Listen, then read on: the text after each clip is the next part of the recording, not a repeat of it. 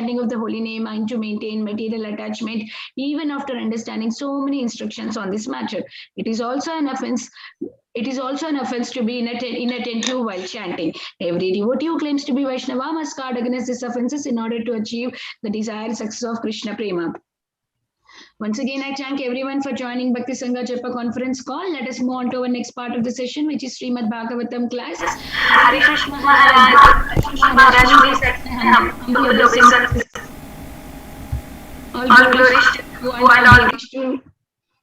All glories to Srila Prabhupada. Thank you so much, Maharaj, for your valuable time and association this morning. Maharaj, can I get 2 more minutes? I wanted to have an introduction of yours. Is that okay, Maharaj? No. Okay. Hare Krishna. Tiffany Mataji, please take over for the introduction of Maharaj, please.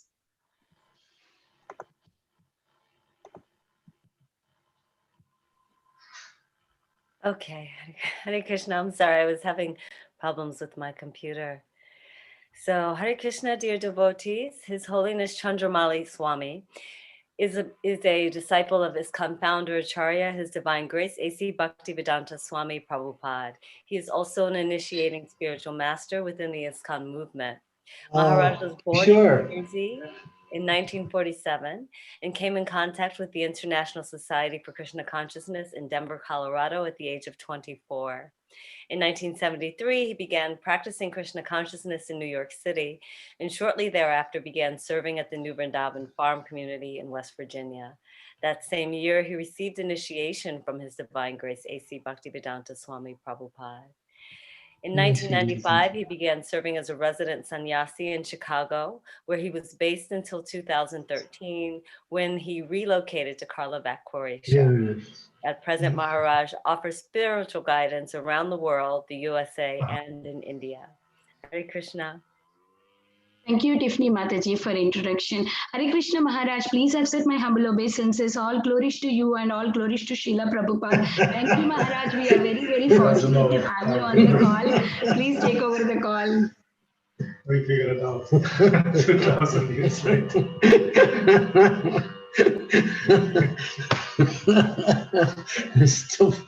Still wondering why it happens. Okay, let's see. Everybody get back to my call here. Okay, well, can you put the verse up for me? Hare Krishna. There you go.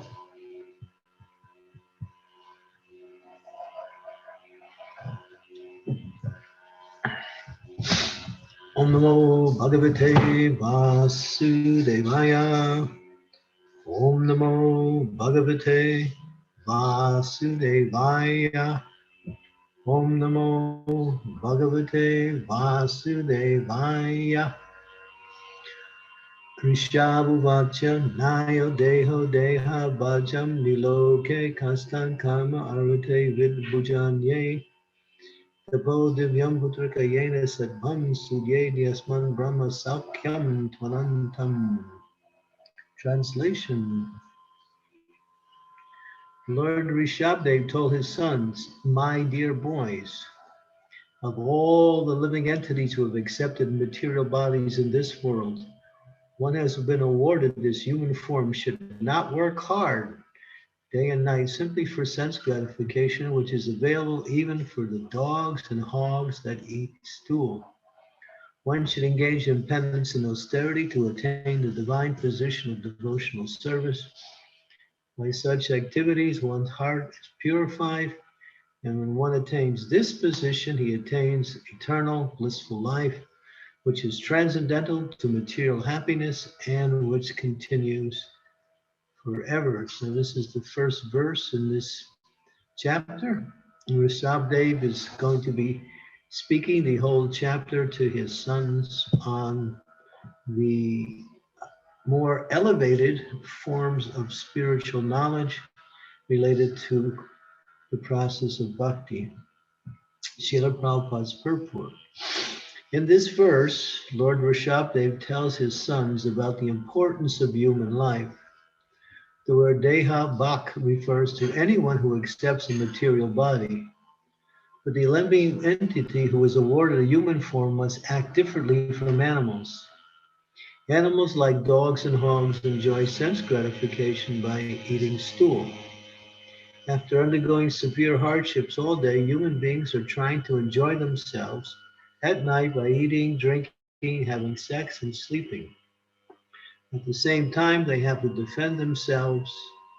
However, this is not human civilization. Human life means voluntarily practicing suffering for the advancement of spiritual life.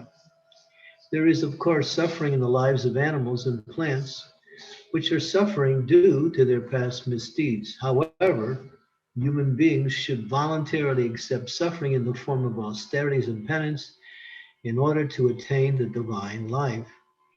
After attaining the divine life, one can enjoy happiness eternally.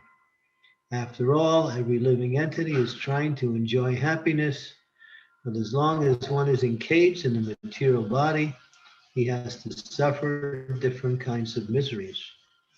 A higher sense is present in the human form.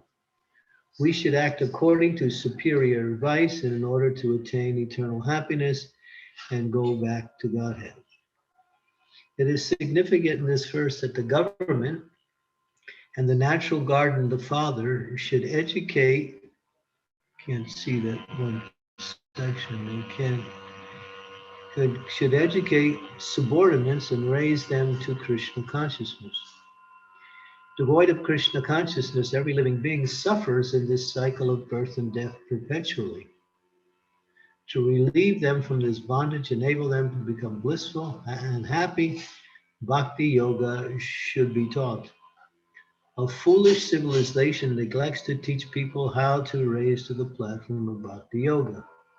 Without Krishna consciousness, a person is no better than a hog or a dog. The instructions of Rishabdev are very essential at the present moment. People are being educated and trained to work very hard for sense gratification, and there is no sublime aim in life. A man travels to earn his livelihood, leaving home early in the morning, catching a local train, and being packed into a compartment. He has to stand for an hour or two in order to reach his place of business. Then again, he takes a bus to get to the office. At the office, he works hard from 9 to 5, then he takes 2 to 3 hours to return home. After eating, he has sex and goes to sleep. For all this hardship, his only happiness is a little sex. Yan maitu nagi grihamedi sukham hitu cham. Rishabh clearly states that human life is not meant for this type of existence, which is enjoyed even by dogs and hogs. Indeed, dogs and hogs don't have to work so hard for sex. A human being should try to live in a different way and should not try to imitate dogs and hogs. The alternative is mentioned. Human life is meant for tapasya, austerities, and penances. By tapasya, one can get out of material cultures. When one is situated in Krishna consciousness, devotional service, his happiness is guaranteed eternally. By taking to bhakti yoga devotional service, one's existence is purified. The living entity is seeking happiness life after life, but he can make a solution to all his problems simply by practicing bhakti yoga. Then he immediately becomes eligible to return home back to Godhead, as confirmed in the Bhagavad Gita. Janma karma chame divyam evam yo veti tatvataha tattva deham pura janma naiti mameti sorjuna. You want to push that close to him. It's Too far away. okay. Just push it. It's, in. I understand, but I finished what I'm doing. Oh, no, just put it there and leave it there. That's it. Again? No, just leave it. There's no offering to do. All you do is smaha. I did offering 10 minutes back. I cannot finish offering. There's no offering. It's all maha. I mean, not offering, but offering him to eat. Well, leave it there. I just leave it there. I'll push it closer up. Yeah.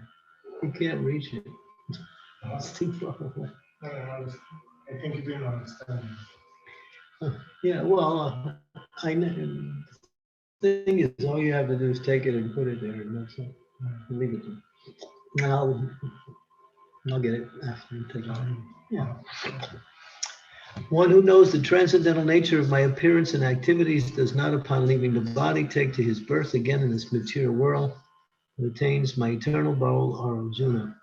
Om Gyan, Kimidandasya, Girajana Salakaya Chaksun Militam Yena Tasmai Shri Gurave Namaha. Uma Om Vishnu Padaya Krishna Prasthaya Bhutale Srimakti Bhakti Vedanta Swami Namane. Namaste Saraswati Deve Gaudavai Pucharine Nirvishesha Shunyavadi Pastyatya Devi Satamine. Vanchakalpa Tarubhascha Kripa Sindhu Devacha Patitanam Pavanebhyo Vaishnavebhyo Namaho Namaha. Jai Sri Krishna Chaitanya Prabhu Nityananda Sri Advaita Gadadhara Sivasadi Gaur Bhaktarinda. Hare Krishna, Krishna Krishna, Hare Hare, Hare Rama, Rama Rama, Hare Hare. So, yeah, in this particular chapter, Rishabh is instructing his sons. He has 100 sons, 50 of them took to Krishna conscious,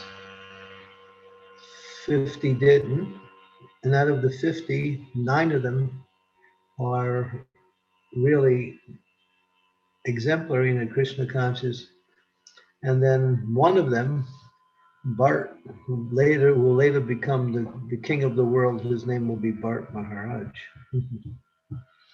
And then you'll hear about Bart Maharaj in the rest of the 5th canto. So Rishabdev is an incarnation of the Supreme Personality of Godhead. That's why he's referred to Lord Rishabdev. He's an energy of the Lord, an incarnation of the Lord, to teach a particular type of yoga. And you'll get to understand that yoga in the upcoming verses, classes like that. These instructions are right to the point. You'll find that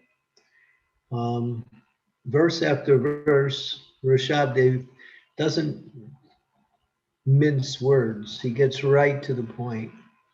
He tells it like it is, that working hard is animal life. It's not human life. To work hard means to uselessly spend energy for nothing, because it says that the human being is not meant to work hard.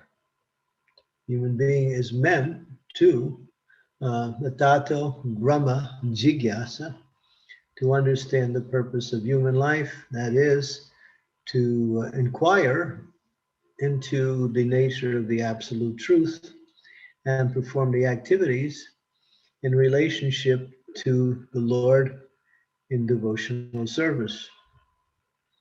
So here, he uses very strong language.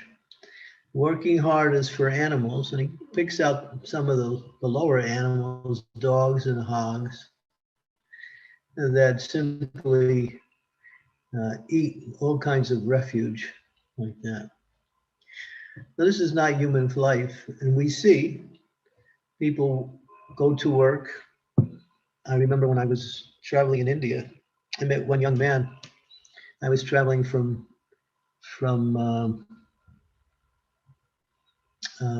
Bombay to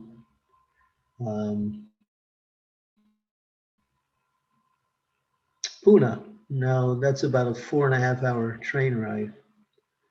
So I met this one young man on the train, and he was telling me that he lives in Pune and works in Bombay. So daily he's taking a 4.5-hour train ride. He works in the stock exchange as a cleaner. He cleans the stock exchange, doing janitorial work in the stock exchange.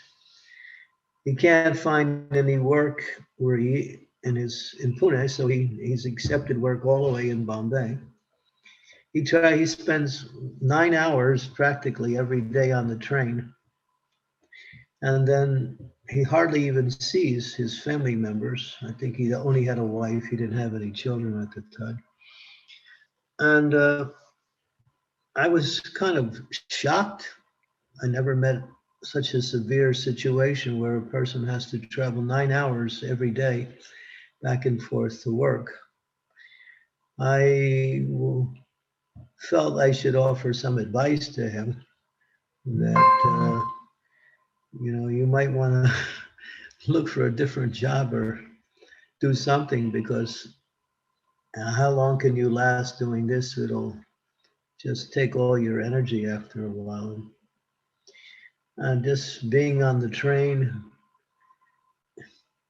and, he was listening. He was a very nice person, but I don't know if he actually took me serious or not. Well, you should see, this is one of many examples. People in big cities, sometimes they sit 2 to 3 hours in their car traveling to work, getting stuck in what they call rush hour traffic. And they can't move sometimes for, almost an hour. Sometimes the backup of the traffic is so bad they can't even go anyplace. So this is not human life. This is animal life. Simply to work hard for food or some kind of dwelling to live in. But why do people work hard? To maintain a family so they can enjoy sense gratification in the form of sex life. And this is what is being illustrated here, as Prabhupada makes this point over and over again in this verse. So that's why people are not happy. That's why there's so many problems. That's why people don't know where they're going in life. That's why people are always so fearful of everything, because they don't understand what is human life and how to use it. To receive a human birth is a very rare opportunity. We may not think like that, but to get a human birth is very, very rare. Most living entities who come to the material world are in other species of life, such as insects, trees, plants, beasts. The human form is the smallest number in comparison to the other 4 categories of living entities, birds also. So to get a human form of life means that one has to traverse the system of gradually going from one form of body to another. The soul transmigrates from one form to another. Finally, when it gets to human life, it has a chance to stop the whole process of birth and death, which is the process that keeps one struggling hard unnecessarily, simply to maintain oneself. And the only happiness is a little sex life and maybe some food. That's about it. People's happiness is so meager compared to the struggles they put up in order to get it. And that is modern civilization. Working, sometimes they don't work physically, they work on the computer for hours and hours and hours, which causes them to have eyesight problems, dry eyes, headaches, and other things that will develop in due course of time if there's prolonged use of computers. So, and this is what we have today as going on as advancement of human life. But if an advancement of human life starts, not just is, but starts when people start asking questions into the nature of the Supreme Lord and what is my relationship with the Supreme Lord. Therefore, in order to attain that divine position of devotional service, one has to practice penance and austerities. So in our Krishna consciousness society, devotees have accepted voluntarily to accept some austerities. So for instance, no illicit sex, that means no sex out of marriage and only for the procreation of children. No intoxication, including coffee, tea, and any forms of intoxicants. No gambling, or then that means no frivolous activities also, which are categorized in the area of gambling. Frivolous sports, as Prabhupada mentions. And no eating of meat, fish, eggs, like that. No chewing tobacco, pan, all that stuff. So these are the austerities that are recommended, and then chanting 16 rounds every day on beats without fail. As Prabhupada said, this is his most important instruction to his disciples. And accepting the austerity of getting up early in the morning and engaging in devotional activities throughout the day. And this austerity actually becomes a source of happiness as one develops the mood of accepting the austerity and starts to feel the pleasure that comes by way of offering one's energy, time, and intelligence in the service of the Lord. Then it becomes nectar. The austerity is no longer there anymore. It becomes nice. But in order to get a foothold in devotional service, one has to accept these austerities that are given to us by the scriptures, which are coming from the Supreme Lord himself. And as we practice Krishna consciousness, it becomes natural, it becomes easy, it becomes,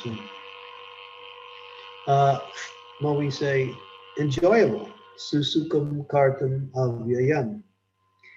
So sometimes materialistic people will find fault or attempt to find fault with the devotees, saying, well, you people, you don't have any fun in your life. What do you do? You don't go to movies, you don't go to nightclubs, you don't go to discotheques. And we say, well, we sing, we dance, we eat nice food that is healthy. It's not full of chemicals or poisons, and it elevates your consciousness. We eat nice food, we sing, we dance, we discuss philosophy, and we do things to serve the Lord. And we're happy in all these activities. This is real happiness. And so they can't understand that because they're in a whole different mindset. They simply see that as a waste of time. You should be working hard. You should have a big house. You should have a big family. You should, have a position in society. You should have a nice car. You should have the latest of everything that's available on the market. And I remember there was one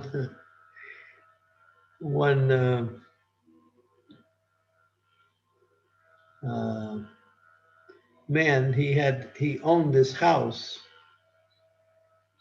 and nice house. It was in the more of a rural area. There was a lake nearby the house, and he had set up a tennis court. It was it was right near our temple. So one devotee family, they moved into the house, and he was paying them to keep the house and the land together, because he had horses and other things. He had so many things, horses and other animals, and keeping the grounds. So he was paying the man of the family money, and the man was living in the house for free, and he was getting paid to take care of the property. So this man has this house. He never uses it. He simply pays somebody else to maintain it. And he lives in a city in an apartment building because he works in an office in the city. So I was thinking, boy, the devotees are really intelligent. They get a free house, plus they get paid. They get a nice area to live in, which is healthy. And the man who owns the house, he doesn't even have an opportunity. He comes and checks it out once in a while to make sure everything's going on in the work area. But that's it. What's the use of having a house if you pay somebody else to maintain it and then they use it and enjoy the activities? So people are like that. They just have so many things. They can't maintain it. They pay other people to maintain it. They have something, Prabhupada also says, yeah, a man has a nice big house. He leaves the house early in the morning. He works the whole day. He comes at night, takes something to eat, and then he falls asleep in the house. And the next morning he gets up and does the same thing. So he only sees the house maybe 1 or 2 days a week. The rest of the week, he's just sleeping there and eating a little bit and going out. It's more like a hotel. And somebody has this big house, which he's paid so much money for, or he's probably still paying, taking out mortgages. So people don't have any intelligence nowadays. The animals have more intelligence than the average person, because the animals don't have to work hard for the basic things of the body, such as eating, sleeping, working, and recreation. The animal can go anywhere and lay down and sleep nicely. We have to have a big, gigantic bed, which takes up most of the room. And you have to have all kinds of stuff to decorate the bed to make it look nice. And so people are working so hard just for the animal propensities of eating, sleeping, mating, and defending.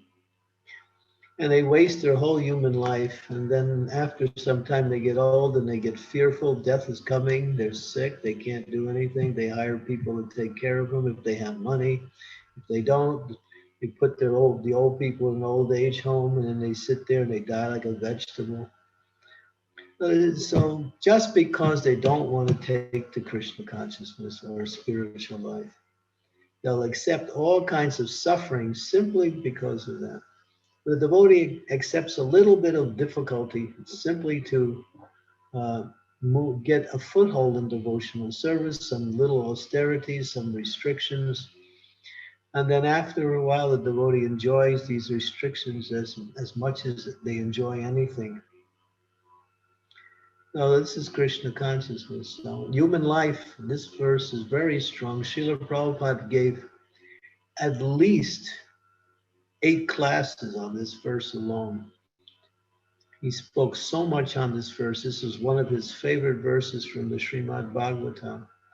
So you can, if you want to take further information about this verse, just look up Srila Prabhupada's classes. He spoke so many times on this verse. Nayam deho deho bhajan nirloke kastan karma arati vidbhujan jetapo divyam putakodyene sarvam sadyed yasman brahma saukyam tvanantam. The last line is really powerful. Go to the translation.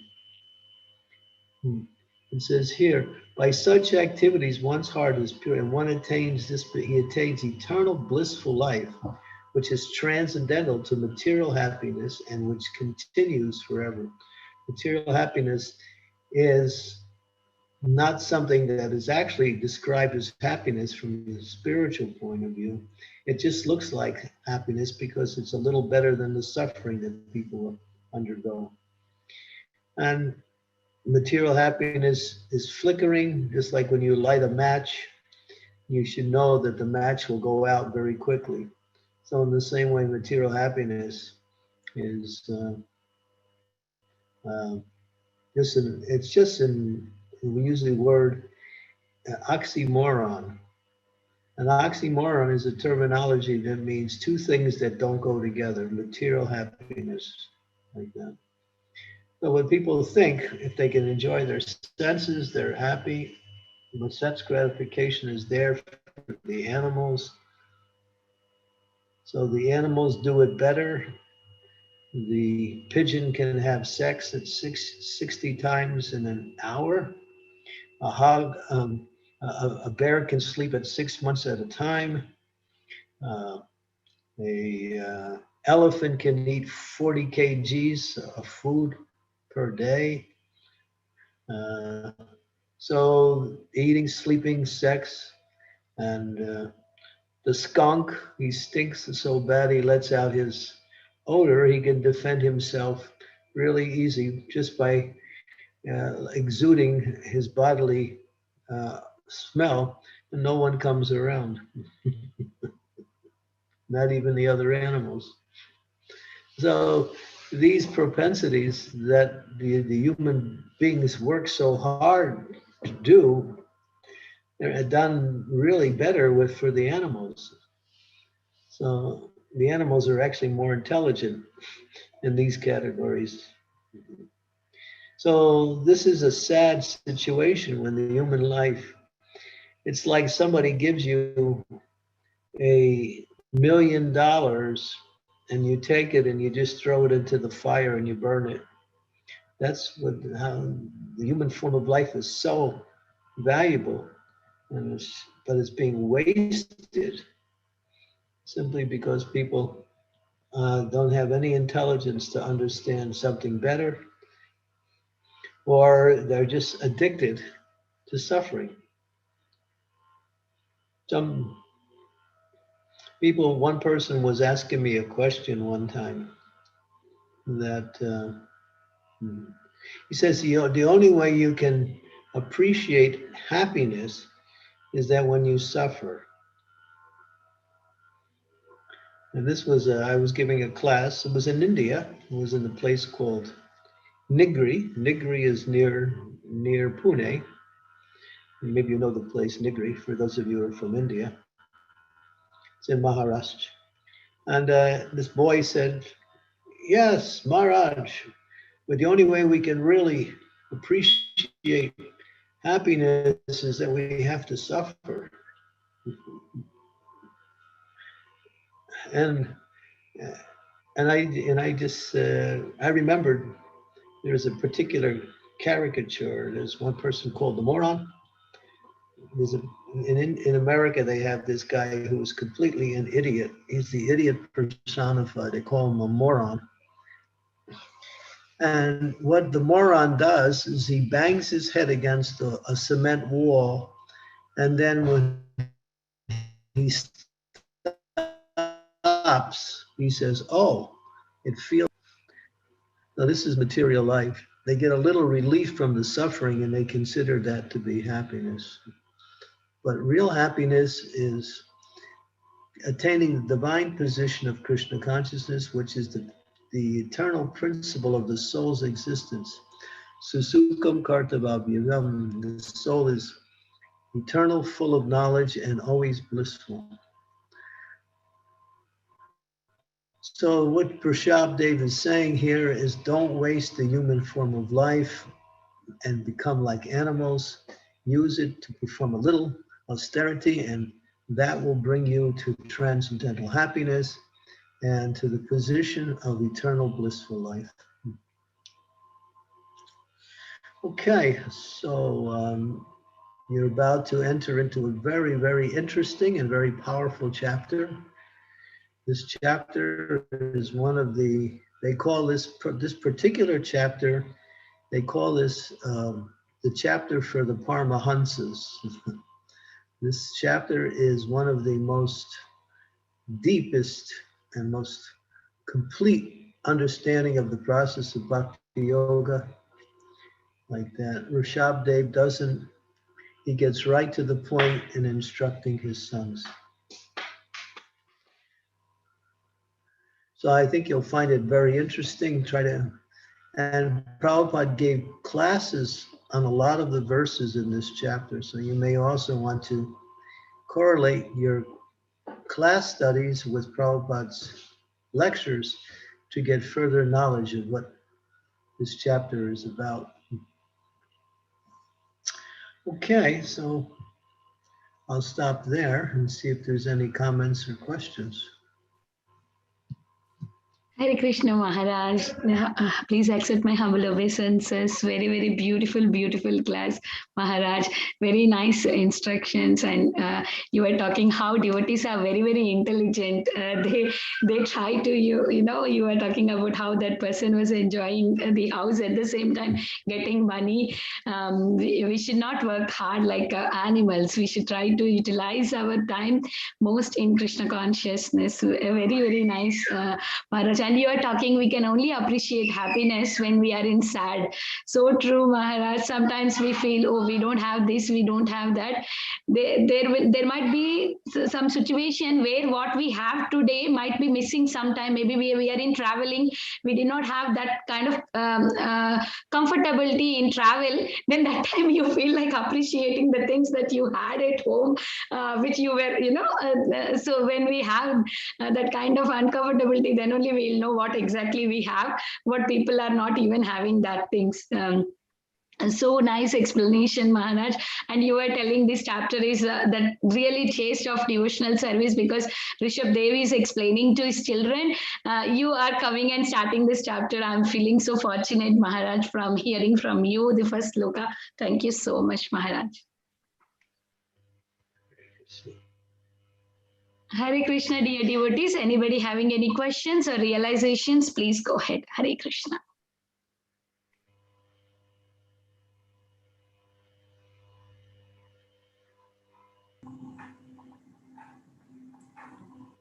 Dear Guru Maharaj, please accept my humble obeisances. All glories to Srila Prabhupada, all glories to Your Holiness.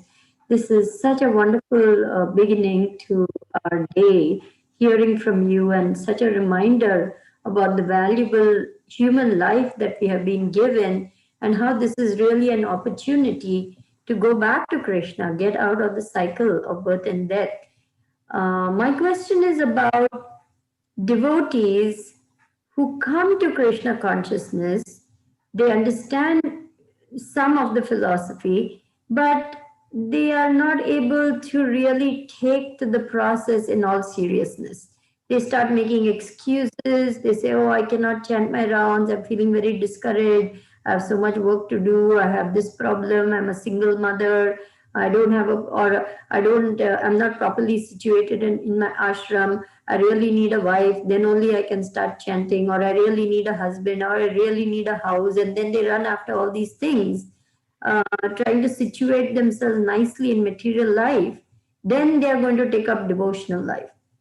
So I'm just a little concerned about how many devotees I see around me who are not really diving deep, who are simply either skimming the surface or making excuses. How we can help them?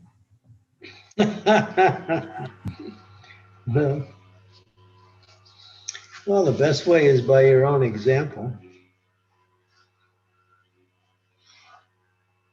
You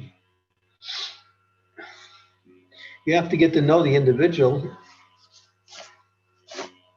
and if they're open for help, that's one thing. If they're not open for help, there's nothing you can do, no matter what you say or how you say whatever you're going to say is not going to change. You have to see if they're a little bit wanting to understand something different than what they're doing. If they're not, then what can you do? Just like a lot of times I get letters from devotees and others, they tell me what they're going to do and they want my blessings. So, they have their ideas and they submit it and they say, Maharaj, please give your blessings. Well, so how can I give blessings or attempt to give blessings to people who are already set on what they're going to do? No matter whatever I say or don't say is not going to change them.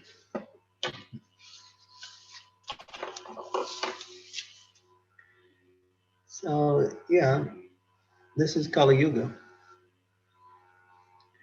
So obviously, they're not so serious about spiritual life. They took it up for a particular reason, and then after some time, things changed.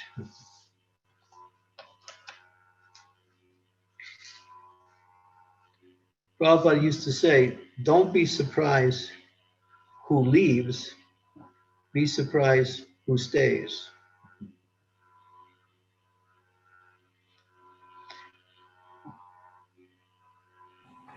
Yeah. Yes, So Guru. if someone's sincere, then they'll ask for help, or they'll seek out help in some way. If you're not sincere, or if you want excuses, because Krishna consciousness is not dependent on any material situation. All you need is Krishna consciousness. All you need is three things in Krishna consciousness: to chant Hare Krishna, to take Krishna prasadam, and to associate with devotees. Although that's the only needs you have. Everything else is extra. Now, if you're a mother with a family and so many other things, you should think, well, how can I become Krishna conscious in this situation? Well, how can I utilize my time? So they don't want to take time to learn how to utilize their time. You asked me this question about a week ago, the same question, and I explained to you that I knew one mother who just got a new child, and she was spending all her time with the child, which was what she was supposed to do. The child required every minute of the mother's attention and care. So she wrote me saying that I can't find time to chant my 16 rounds. What do I do? So I gave her a formula. She liked the formula. It's a formula that Prabhupada gave us for those who live in that situation. She tried the formula. It worked. And now she's chanting 16 rounds and still taking care of her child. So if you're sincere, you'll look for some solution. If you're not sincere, then you'll just complain and shut down and say, this is the way it is.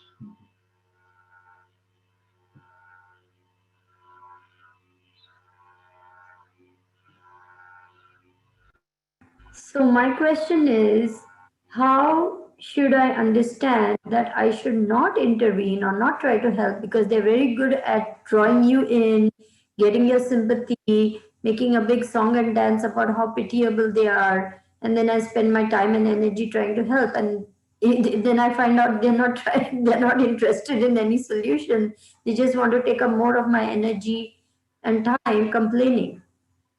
So you can say, before you start the conversation, do you want my opinion? Do you want my advice? Or do you want me to tell you what to do? Ask them those three questions. Do you want me to tell you what to do? Do you want me to tell you, do you want my advice? Or do you want my opinion?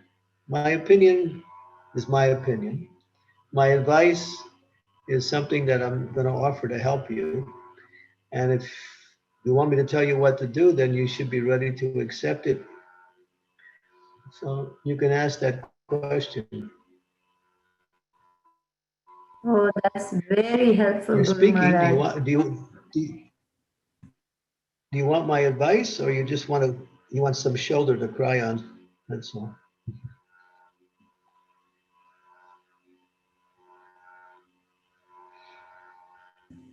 Oh, that is very, very helpful. Thank you very much, Guru Maharaj. I really appreciate this advice. I'm grateful to you. Thank you. Well, someone's asking, what is the formula for the 16 rounds? Yes. Well, This is generally for mothers who are with children or people who are just so busy in life that they can't find time. When you get up, you chant 4 rounds. Then after breakfast, when you get up, you chant 4 rounds. When before lunch, you chant 4 more rounds. Before evening meal, you chant 4 more rounds. And before taking rest, you chant 4 more rounds. 4 times 4, which usually is about a half hour, 4 times a day. Like that. 4 when you get up, 4 before lunch, 4 before evening meal, and 4 before rest. Or if you want to make your own schedule of 4, 4, 4, and 4, you can do that. But this is the recommended formula. Thank you, Maharaj. Thank you so much. Maharaj, there is one question in the chat, Maharaj. I'm going to read that. In today's world, should women work? Many women prefer to work for their developmental purpose. Is it a right approach? Is it a Western lady or an Indian lady asking me this? I guess Indian only. Name looks so. Namrata Mataji. Well, this is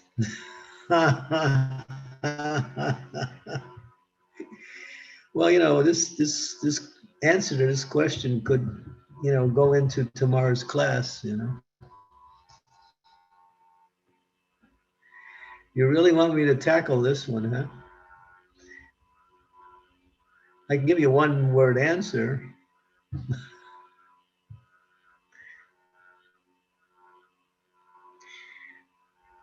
I can tell you the difficulties of working in the workplace. It depends on your material situation, but generally, if the husband is working, he needs a wife, not a co-worker. A woman is supposed to take care of the needs of her husband and make the home, take care of the children, make the home, take care of the needs. If you have an altar, take care of the house, like that. When the husband comes home, the woman is refreshed, she's rested, she can cook. Not that she comes home and he comes home and what's for eat? I don't know. Go look in a refrigerator, It's like men think, I married a co-worker and I didn't get a wife, Like, and the other thing is that women in the workplace tend to be exploited by the association they're in. They're given lesser pay generally, and at the same time, if the lady has some attractiveness to her, the guys are looking at her, and that pollutes the whole environment. So it's not very chaste for a lady to go into a workplace with other men around when she's married. But nowadays, people don't care. They want the money, or they want what they call so-called freedom, but that's not really freedom. I think it's another form of bondage, that's all.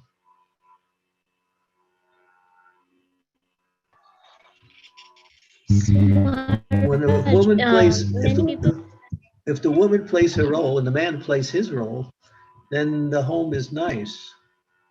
But if the woman wants to play the role of the man and the man plays the role of the woman, or half man, half woman, then things get topsy-turvy.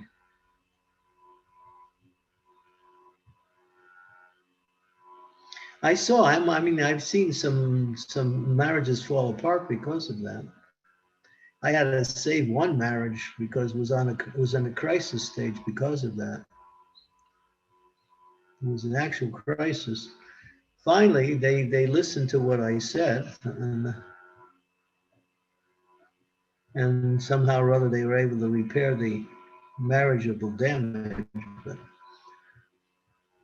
So, I don't think it's, everybody thinks, well, we need a house, we need a lot of money at the beginning.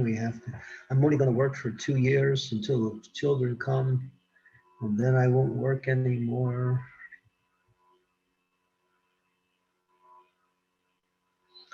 So in principle, I'm against it. I don't think it's good. It's not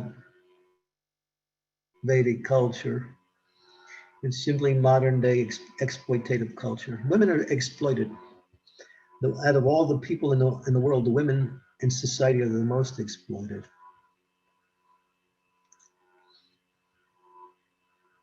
for various reasons. The woman is glorious. They actually did in America, they did this survey. If you had to pay a person to do all the duties that a household wife does throughout the day, how much money would she make at the end of the year? And it came to, this was about 10 years ago, they did this survey. It was like $45,000 for 1 year for a housewife. So that's how much she was worth. 10 years ago, that was, of course. The value of money has changed since then. So yeah, it's a noble profession to be a housewife. It's glorious. And sometimes they neglect the children or they push the children off onto the relatives, or sometimes even in daycare centers, and children grow up not having parental care, parental guidance, parental leadership. So these are some of the things that I see and have experienced with people over the years. So. Guru Maharaj, I've seen that even when women do not want to work and they do want to follow the Vedic principles, their husbands are pushing them to go work, make more money, bring more money home. That doesn't make it right. I'm not saying that the husbands are any better. I'm just saying this is the situation.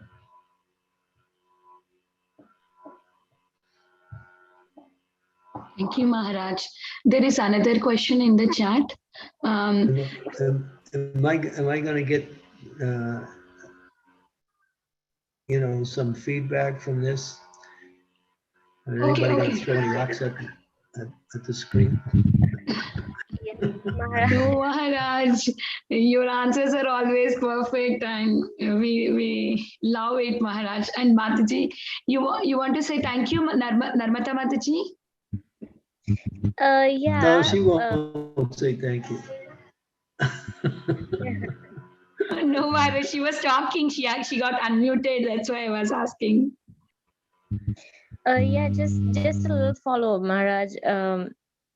Many, even in families, parents or the relatives, they ask women that, oh, you are educated, you're quite highly educated, you should work and all that. If you have time for your developmental purpose, is that a right approach, or they should not do that? People can give advice, but they can't demand that you follow it. But now, due to this particular situation, women can work from home. So working from home is okay.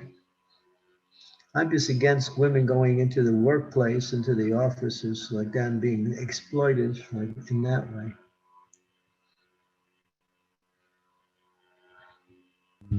But the ideal situation is a woman should always be preferred to be a housewife.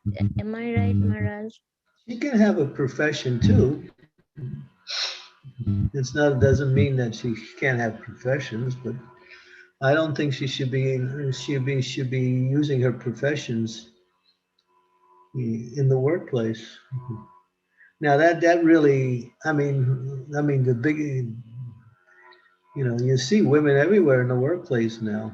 There's more and more women taking positions everywhere. It's like becoming a fashion now. So what I'm saying is according to the Vedic scheme, which is, the husband has to play his role and the wife has to play her role in order for the family to get everything that is needed. Yeah. If the woman plays the role of the husband, then there's something lacking on that side.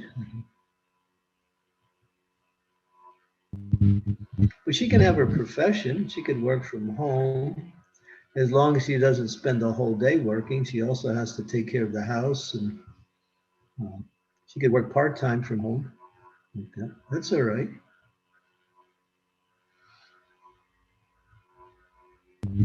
That's a compromise, but still, I can see that that's permissible.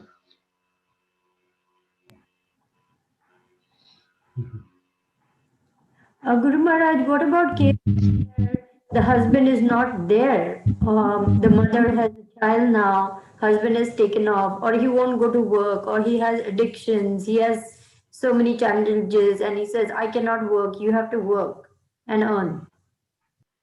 Women cannot take as much stress as men can. And that's one of the reasons why they have a lot of emotional and psychological problems. Men can take more stress than women generally. Generally, that's just the general nature of the psyche. Usually, that's just the difference between men and women. And men can take much more stress than women can. And to work in the world is stressful. It is definitely stressful.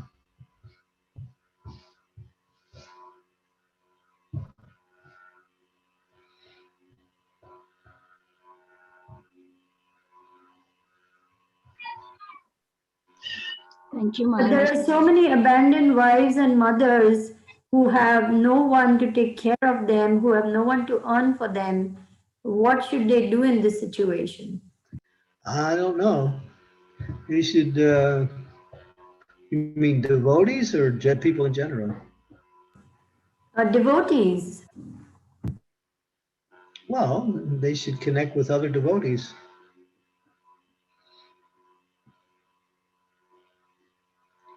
Or they can,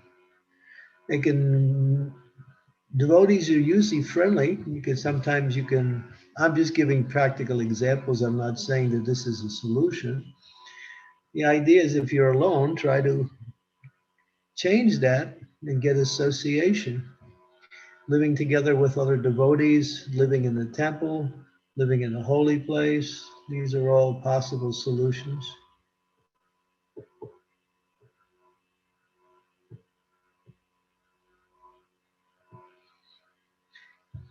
It's a very complex situation. It's become more complex with modern society.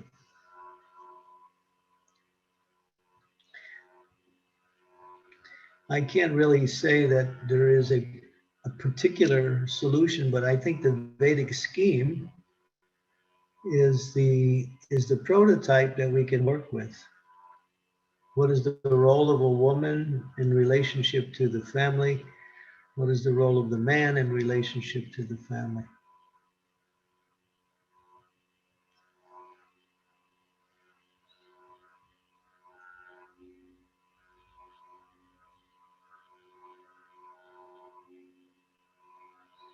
Thank you, Maharaj. Thank you so much. We have two raised hands, Maharaj. Vamshidhar Prabhu, please go ahead. Hare Krishna Maharaj, Dandavat Pranam. So Maharaj, like I have a question. So we say that in conditioned state we cannot perform pure devotional service. So sometimes I get doubt. Like I understand that I'm not at a stage to anywhere near the stage to perform pure devotional service, but I sometimes get doubt that am I even performing devotional service? Not just pure, like even just I'm performing devotional service or not. So how to overcome that doubt, Maharaj, and how to see that my service is pleasing, like Hari Toshnam, we say that Samsiddhir Hari Toshnam. So how I can practically get some indication or some realization that yes, whatever I'm doing is really pleasing Krishna, and it's not like I'm doing Shramaya Vikavla.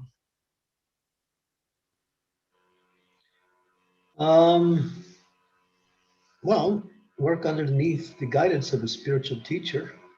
Get advice on the activities you're asked to perform or the activities you want to perform. And this is the reason why we have a spiritual master, is to clarify any doubts that we have in terms of the execution of our services. But devotional service, I'll give you a general principle, is that if we're trying to please Krishna, then that's devotional service. If we're not trying to please Krishna, but performing the activities that make up devotional service, there is some benefit because it's devotional service. But it's not the complete benefit, or not even half the benefit. In other words, if I perform devotional service because I want to be happy, well, that's nice, but that's really, it's all about us. If I'm performing devotional service because if I don't, I'm afraid I'll have to suffer because I'm not, that's the lowest form of motivation. If I'm performing devotional service because it's my duty, and I've been given this duty, and I'm doing it the best I can, that's acceptable. Because whether I feel happy or not, it doesn't matter, it's my duty. Whether it's easy or difficult, doesn't matter, it's my duty. Then you're nicely situated in devotional service. And higher than that is that if you're attracted to Krishna in love and devotion, and you're serving him in that mood, that is the highest. So that's how that mood comes and goes sometimes. We find some attraction, but it doesn't stay steady. So if we can stay steady on the platform of duty, then we're nicely situated. It's my duty to follow the guidelines that I've been given by my spiritual master. And if you're not sure all of them, then just ask questions.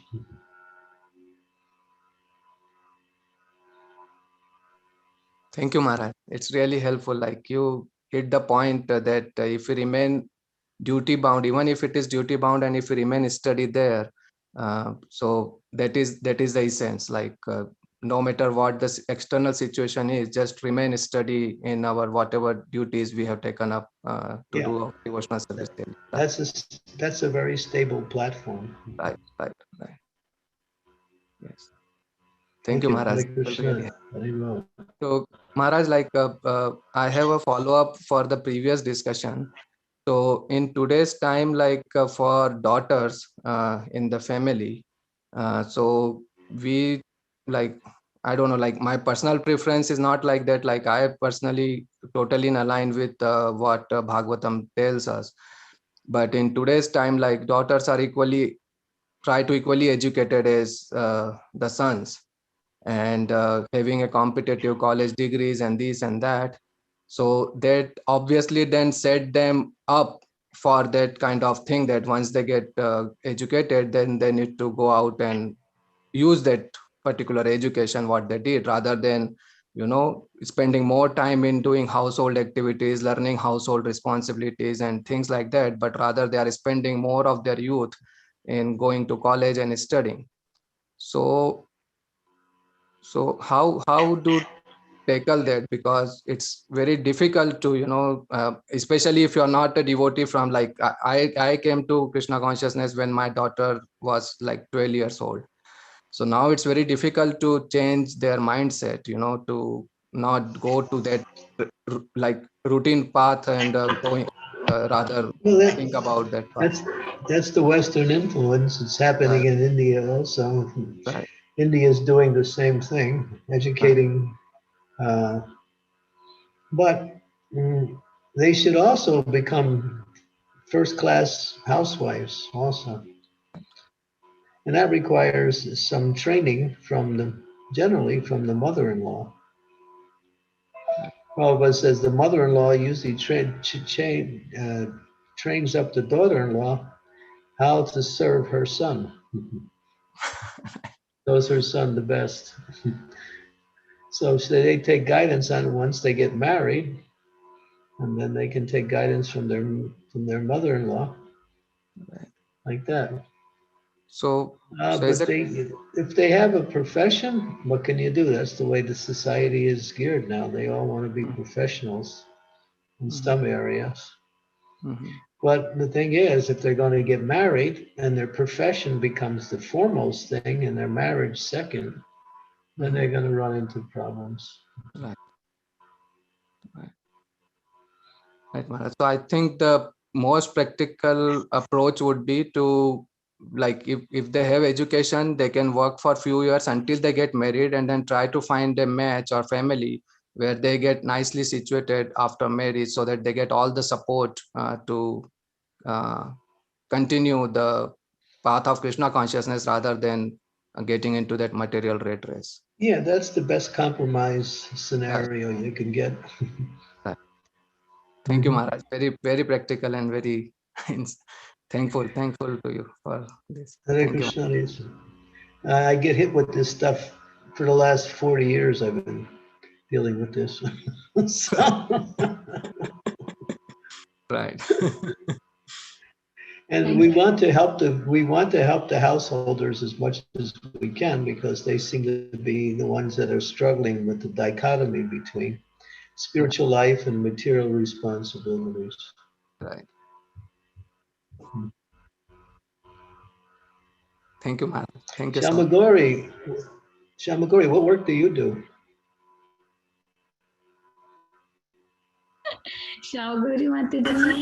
Yeah, Hare Krishna Maharaj, please accept my humble obeisances, our Guru Srila Prabhupada. I also wanted to ask a question, like you said human beings, they should not work hard. But what if devotees, they work hard and make the facilities for Krishna consciousness, to spread Krishna consciousness and having programs, and so for that we need money, right? And for money we need to work hard.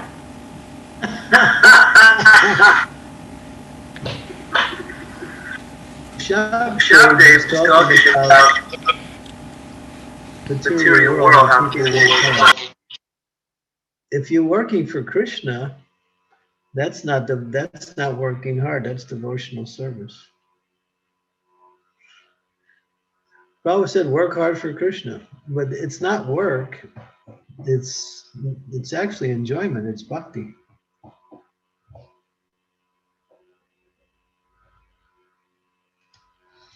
Yeah, I could read it to you here. It's on. Let me just look at it here.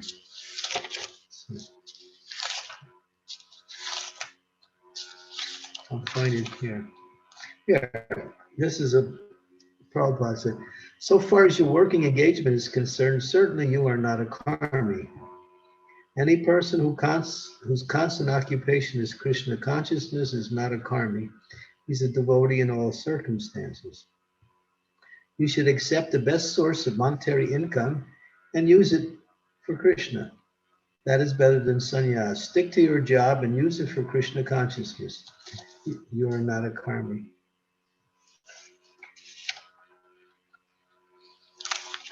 That was Prabhupada's letter to Gopal Krishna Maharaj when he was Gopal Krishna Brahmachari. Grihastha.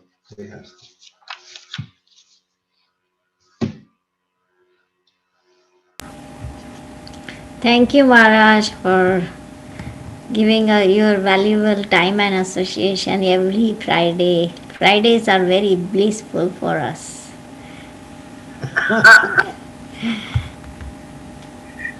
I enjoy association. There's such a all very learned. Yeah, we have just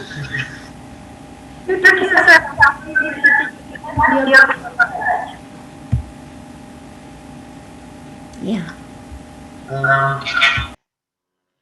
Other question? Hare Krishna Maharaj, please accept my humble obeisances. All glories to Srila Prabhupada. Yes, like Shamagori said, Fridays are so very special just to have your association every Friday morning. It's just so wonderful. And thank you so much for this beautiful class. And I appreciate all of your comments. So thank you for them. The question that I had is kind of the opposite of what Sri Devi started out asking about. You know, all of these verses, these are some of my favorite verses because they're very direct, which is the way that I like to get things. And I feel like they're so important for non-devotees to hear. You know, these are the biggest problems of the world, is that people are working so hard for material gain, and Krishna consciousness and devotee life is so pleasurable and so joyful. And so my question is more, how do we, you know, what's, like I said, I like to receive directly, but I also like to give directly. And I want to be able to preach to non-devotees in a way that brings them to Krishna consciousness, but gives them, these messages are so important for all of us to have, for us to hear. So I would appreciate anything that you have to say about that, Maharaj. Hare Krishna. Thank you. Well, depends on the person who you're talking to. If somebody who has your confidence, who you can talk to, just encourage them to chant. You can encase this chanting as a nice way to feel happy. If you chant, you'll feel happy. If you chant, you'll get rid of stress.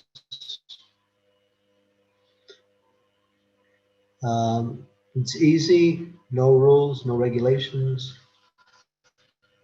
You can do it anytime. You can do it on beads if you like, or you can do it off beads if you want. To get someone to chant is a great achievement. Because once people start chanting, then they're on their way back to Godhead. It's just a matter of time. So that's our concern, is to try to spread the glories of the holy name and attract people to the chanting.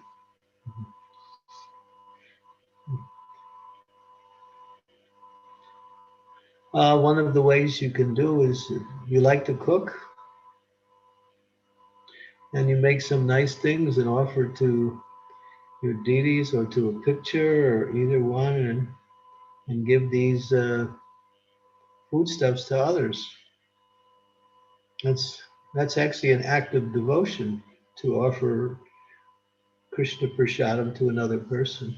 It's a very intimate form of connection. And people like, you can cook some novelty things that people are not familiar with, so to spark their interest. Well, that's one of the best ways, through prasadam.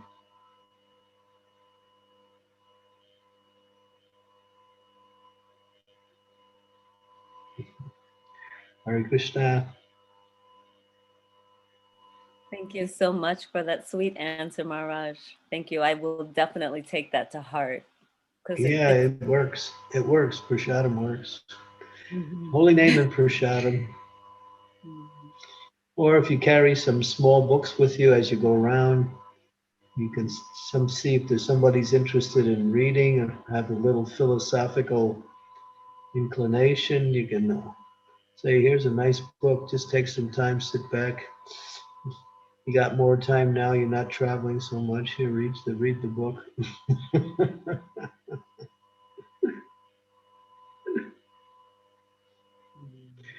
If they read the book, they're on their way. Krishna consciousness is very powerful. Anybody who steps into it, even if they don't continue, they will continue at one point in their life.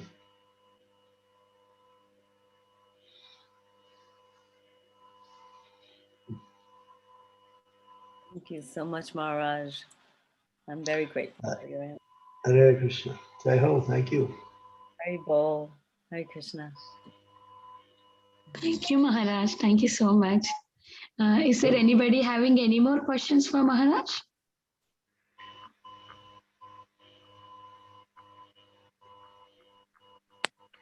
Hare Krishna Mataji. If Maharaj, Yes. I have one question. Maharaj, do you have more time, Maharaj? I'm running short on time right now, but I can take one more question for sure. Okay. Padmasaki Mataji, go ahead, Mataji, for that question. Hare Krishna Maharaj, please accept my humble obeisances. Maharaj, you were mentioning that when you were giving a lecture near Pune, the person came and said that if we have to appreciate suffering, we have to when we see the suffering, we appreciate happiness. So Maharaj, when we are suffering, it is very, very easy to appreciate happiness, and it's very easy to appreciate the blessings that we get. But there is a high chance that after we come out of that suffering, we tend to forget the blessings or the suffering that we have gone through. So how can we always remember what we have gone through or what we have received in our life? Can you please? Yeah, that's the tendency of the conditioned soul, is to forget. After the suffering is gone, we forget, we do the same thing again. Habit is second nature. Try to remember and pray to Krishna to help you avoid falling into that same pattern again. I think praying to Krishna will make a big difference, because he'll help us to remember, oh, you're going to do this again, and this has caused you some suffering, so remember. So praying to Krishna will help, you're saying, right, Maharaj? Will help you remember what you went through before, so you don't do it again. Yes, Maharaj, we'll do that. Thank you. Thank you. And Maharaj, I just wanted to say that in 2013, when you came to Cincinnati, don't know if you remember or not. 2013, you have been to Cincinnati, and you just came with one Prabhuji, I forgot. So we were there that time at Cincinnati, and then everybody was asking, like, Maharaj eats only whole wheat bread. Is there anybody who can make the whole wheat bread? So I was very new into Krishna consciousness that time, and then I volunteered. I made that bread, and you were leaving after that the next day morning. So I was thinking, did Maharaj like the bread? Did Maharaj like the bread? Nobody said anything. You were about to leave. You were near the door. You turned back and you asked, who made the bread? Then I came forward. Then you really appreciated. Maybe by your blessings, I picked up Krishna consciousness much better than before. And that time I was not initiated. So my name was Prashanti. So you were giving the explanation of my name too, meaning. So that's a sweet memory that I had in Cincinnati when you. I almost I remember speaking about your name. That I can remember. Yes, Maharaj. Thank you so much. And thanks for the bread again. No, thank you so much, Maharaj. Thank you. Thank you, Maharaj. Thank you so much. Keep making bread for the devotees. By your blessings, Maharaj.